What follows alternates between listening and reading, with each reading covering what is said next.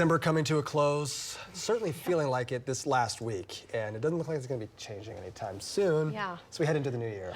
Yeah. I thought Colby was going to be like, oh, the year's coming to a close. I thought he was going to like share something with us. Heartfelt. Yeah, I know. You were No, I was just hoping back. that somebody had some gloves. Does anybody have some gloves? It's been really cold. Some hand warmers? Yes. No, I wish. No, it's definitely getting a little bit colder, but the good news is we will see some improvement over the next couple of days. Still, tomorrow's going to be chilly, but if you want to spend any time outdoors, no, obviously, Colby, you've got a couple little ones that have been itching to play with all the new toys outside. Yeah, Cabin fever is real this week. Yeah, Saturday is going to be the day, I promise. But just kind of looking outside right now, it's pretty quiet. We still have Val and Amy Castor, Marty Logan. They're actually heading home because, well, the precipitation is pretty much coming to an end in the state at this point. Oklahoma City, it's gorgeous. That sunset is really nice, but you don't want to be out there for too long. It's definitely cold. Let's go ahead and go to Links 1.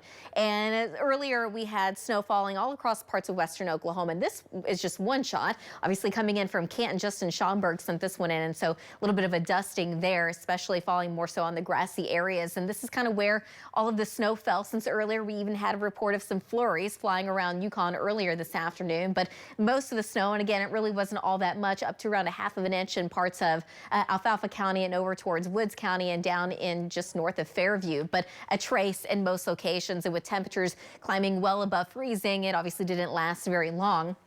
But high pressure is now building in, so we're going to start to clear those skies out, at least partially overnight tonight. That's going to lead to some very chilly temperatures. But yeah, down to the south, that's where most of the snow and the drizzle has fallen. But now that's pretty much just moving outside of the Red River. So we're just going to see more of a partly cloudy sky and just very cold temperatures. This is our Blanchard camera of our Lucky Star Sky Cam network. 38 degrees, got a wind out of the northwest at 17 miles an hour, so it does feel more like 29 degrees. Temperatures are in the mid and upper 30s across the north, kind of the same thing in the metro. We still have some low 40s hanging out across southern and especially southeast Oklahoma.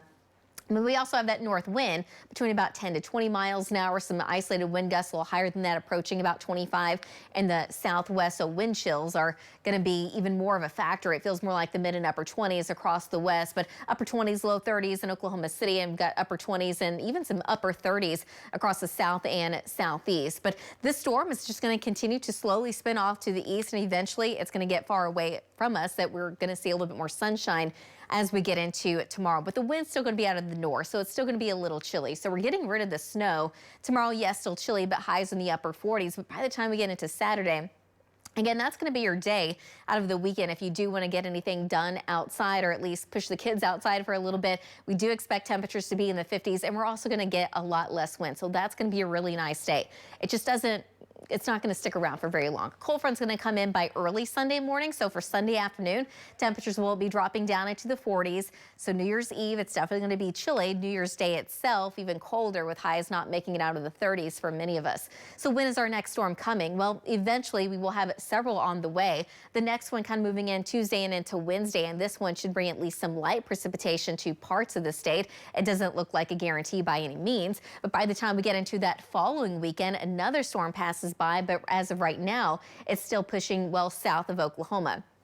A slight chance anything does make it into Oklahoma City.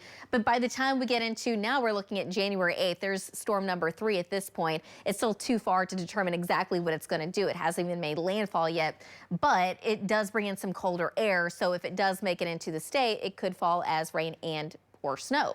So for this evening, pretty much everything coming to an end as far as any precipitation. Temperatures dropping down into the mid-20s in Oklahoma City, but shooting for an overnight low of about 32 in Ponca City, 31 in Alva, 30 in Woodward, 30 in Clinton, about 29 by tomorrow morning in Lawton. Tomorrow afternoon, still chilly. It's still going to be a northwest wind between 10 to 20 miles an hour. So upper 40s in Oklahoma City, 49 in Enid, but 53 in Hobart and 55 tomorrow afternoon in Altus. Saturday, again, that's going to be a better day. 55 in Oklahoma City with a lot less wind, and that wind's out of the southwest. Upper 50s around Altus. Sunday afternoon, cold front comes in early, so now we're looking at highs only in the low 40s in Oklahoma City, the upper 30s in Alva, 46 in Lawton, about 56 in Ardmore. So for New Year's, around midnight, we're dropping down to about 30 degrees. It does look dry, but during the day, it's still going to be cold with highs in the upper 30s. And next week, pretty much looks dry. It also still looks cold. We'll be right back.